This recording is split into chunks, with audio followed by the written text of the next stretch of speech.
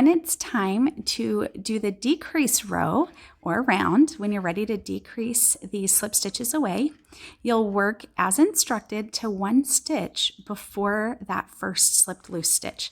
And you're going to knit those two together, just like that. And that creates that nice long stitch there. Then you're going to knit the center stitch, then slip, slip, knit, and knit those two together through the back loop.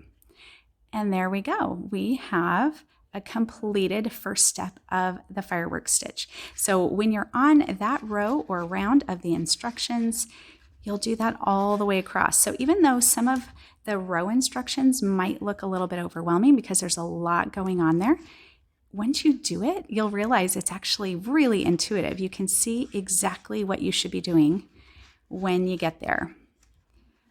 Slip, slip, knit, and look at that.